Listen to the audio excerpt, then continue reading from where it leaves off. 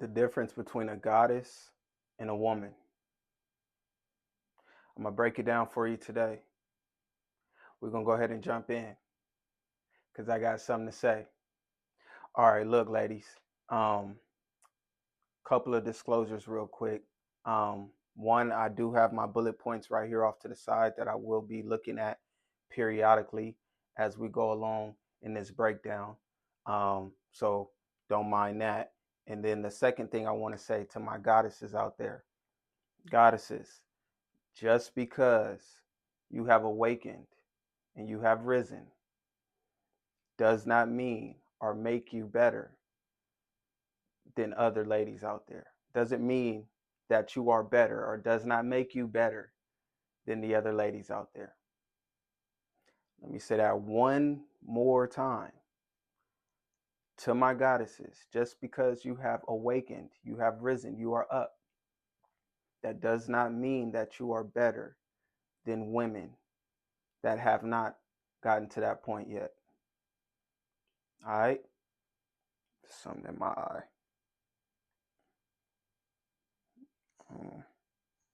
All right, so now that we got that understood, let's go ahead and jump right in. Also hit that like and subscribe button.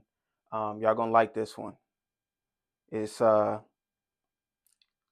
very straightforward and honest message. And it may hit some women out there, and it's meant to. Because if I could spark, if I could just be the spark to that ignitement, I'll take it. And if it's hitting you, it's intentional, it's for a reason. It's up to you to take it and do something with it. So I'm not here to be liked. I will not be liked by everybody, but that's okay. So let's jump right in. All right, the first point we have here is a goddess walks in her power. She embodies and embraces her essence.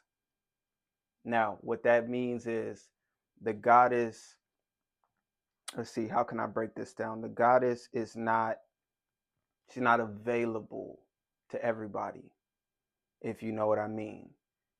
She has a certain level of respect for herself. And you can see it just within her essence alone. She takes pride in her essence. She embodies it. She embraces it. Women don't typically do that. They don't typically embody their essence. Not for real. It's normally through how can I say, it's normally through things that make it look like or make her appear like a certain way, but it's artificial. A real goddess, not to say that a goddess can't wear makeup or do the facial treatments and all that stuff is always great, right? And the makeup should be light. That's just my opinion. But nevertheless, that's not what I'm saying. I'm just saying it's more of a natural thing with a goddess. She don't have to really do much in terms of her essence doing the speaking for her, because again, she's not available, she's not open to the world. She takes pride in securing her essence so that she can move in the world with it.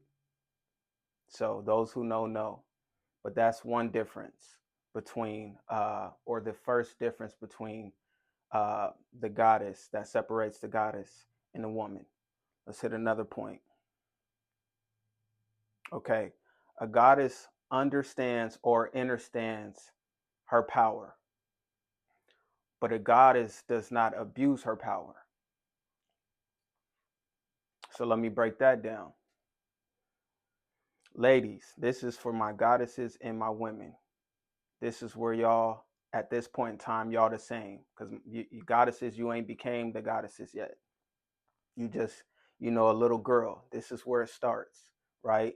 This is where all the shenanigans start of the woman beginning to abuse her power. It starts as a little girl, and y'all know what I'm talking about. When the little girl is growing up, and she's getting away with all, she's learning what she can and cannot get away with. And in that, she's learning her power. Why? Because she starts to realize, especially around the house with daddy and things of that nature, um, or with father figures, or just, uncles or men of that sort, she's getting away with a lot. And she's taking note of that. This is the separation between a little boy and a little girl. Why the little girl is able to mature faster and also learns her power a lot earlier. You know what I mean?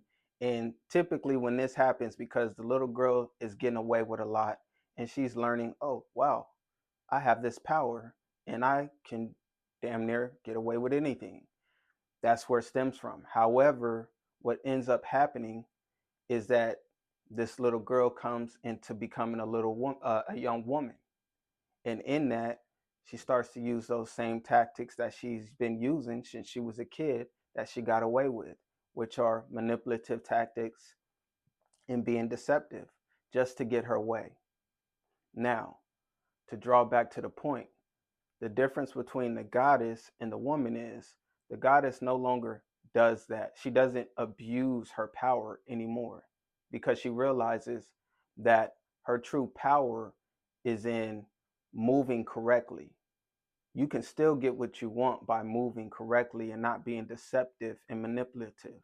The woman has yet to understand that, so she still is using her power for not good, as opposed to the goddess that realizes, hold on, I have this power, and this power can still be used, but it can be used correctly. That's another difference between the goddess and the woman. Truth, realness, and then deception. Same power used in different ways. All right, so let's move on to the next point. Um, let's see what we got. Okay, so a goddess is able to operate from her heart, therefore, she can teach correctly. See, that goes back to that last point that I just made. When you use your power correctly, and then you get to the point to where, as a goddess, you are now able, you're now teaching, you're able to teach correctly, because you understand how to use your power. So it's almost like the same thing. Um,